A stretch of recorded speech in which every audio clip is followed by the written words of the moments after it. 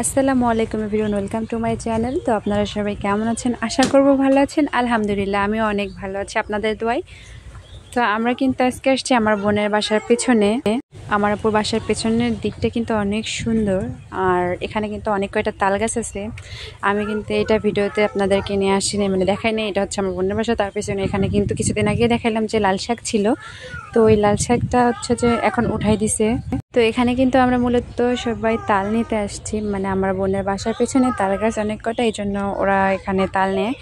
এখানকার মানুষ অথচ এখানকার তালই খায় না। অথচ আমাদের যদি এটা বদরগঞ্জে হতো তাহলে তালটা হয়তো এই তাল পাওয়াই যেত না। আর এখানে আমি আসার পর দেখতেছি অনেক অনেক তাল ছিল।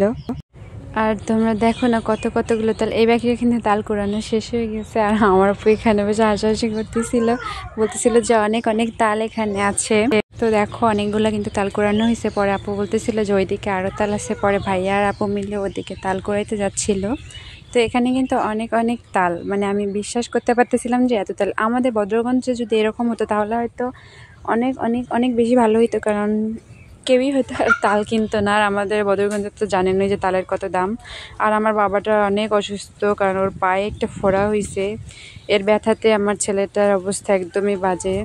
ওকে ডক্টরের কাছে নিয়ে যাওয়ার জন্য মূলত আমরা এদিকটা আসছি। আর এদিকে তোমরা দেখো কতগুলো তাল। আমার না খুব ভালো লাগতেছিল এই জায়গাটা দেখে, কারণ আমি ভাবতেছিলাম যে এত সুন্দর সুন্দর জায়গা আমি যেখানে এসে দেখতে পারতেছি, কারণ আমাদের বদরগঞ্জে আছে সুন্দর জায়গা, বাট এরকম না, এরকম হয়তো কোথাও নেই। কারণ বদরগঞ্জের মতো জায়গা হয়তো এখানে হবে না, আবার এখানকার মতো জায়গা হয়তো বদরগঞ্জে হবে না।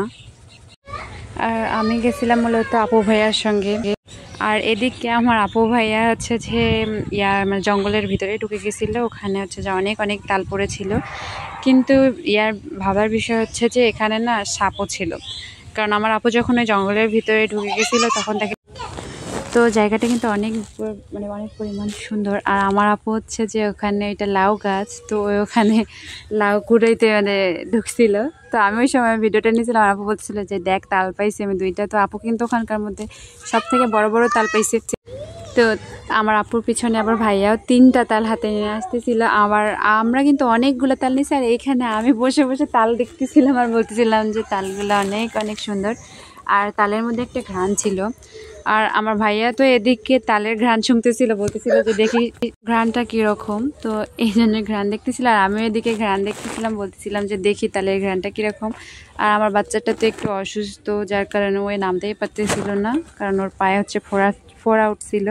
আর এদিকে তাল গাছ এইটা অনেক বড়, আর আমরা তো এখানে জাস্ট বসে বসে ছিলাম, আর ভাইয়া এদিকে তাল শুনতেছিল। তো এখন দেখো তোমরা কতগুলো তাল আমরা পাইছি, আর কত সুন্দর লাগতেছে।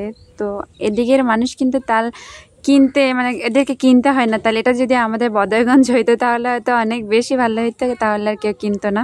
তো আমরা কিন্তু অনেক এখন বাসা চলে যাব। দেখো আমার আপুর হাতে 2টা আর ভাইয়ার হাতে 1 ব্যাগ।